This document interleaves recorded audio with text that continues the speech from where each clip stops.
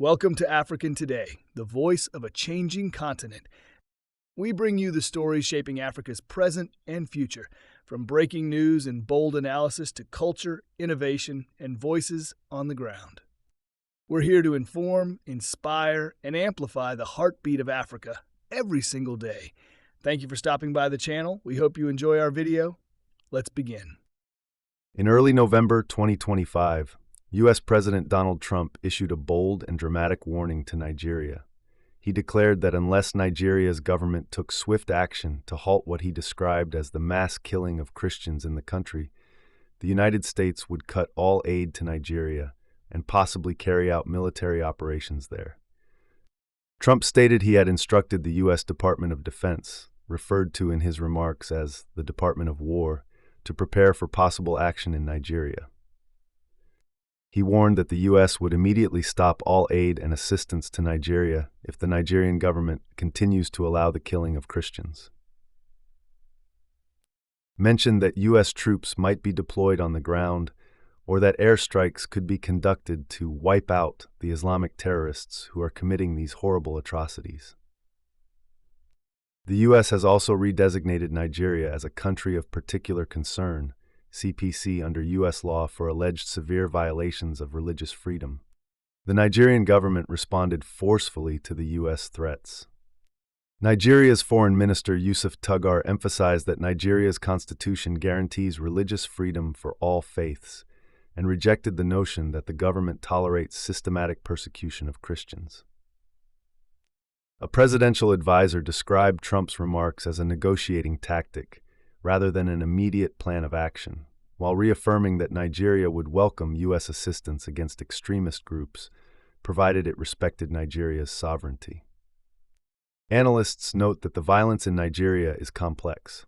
While Christians are indeed among the victims, many of the attacks by extremist groups occur in Muslim-majority regions, and data do not support the claim of a targeted Christian genocide. Nigeria has faced a wide array of security challenges for years. The insurgency of Boko Haram and the Islamic State West Africa Province, ISWAP, in the northeast, banditry and kidnappings in the northwest, and farmer-herder conflicts in central states. According to research by the monitoring group Armed Conflict Location and Event Data Project, ACLED, while religiously targeted violence does occur, only a small fraction of attacks are clearly motivated by anti-Christian ideology. For the U.S., Nigeria is an important partner in West Africa, economically, trade and investment, and strategically, counterterrorism. So the escalation matters not just for humanitarian religious freedom issues, but for geopolitical and regional stability concerns. One major risk of declaratory threats is that they could complicate Nigeria's internal politics, especially in a country with almost even Christian and Muslim populations and deep ethnic, regional, and religious sensitivities. Analysts warn that heavy-handed external intervention, or the perception thereof, could inflame domestic tensions. Why this matters? The threat marks a striking shift in U.S. policy rhetoric toward Africa and Nigeria specifically, using overt threats of military action and aid withdrawal tied to religious freedom issues. It raises questions of sovereignty, precedent, and the line between diplomacy and intervention. If the U.S. acts militarily, it could open a new chapter in foreign military engagements in Africa and potentially provoke backlash. It underscores the complex interplay of religion, conflict, and politics in Nigeria. Simplifying the issue as strictly Christians being killed may misrepresent the broader dynamics and may hinder constructive solutions.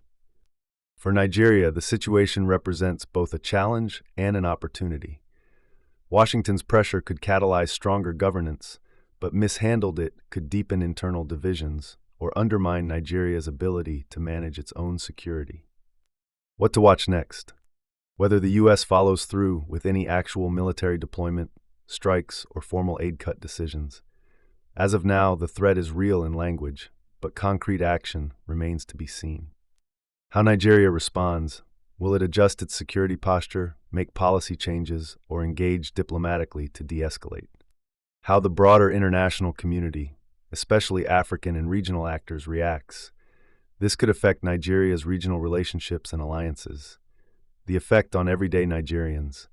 Potential aid cuts or foreign military presence could hit hard in local communities already grappling with insecurity, poverty, and displacement.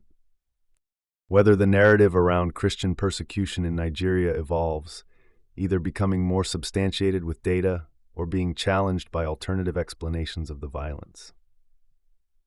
In summary, President Trump's threat to Nigeria is not just a headline, it signals a potentially consequential change in U.S.-Africa relations and puts Nigeria at a diplomatic and security inflection point.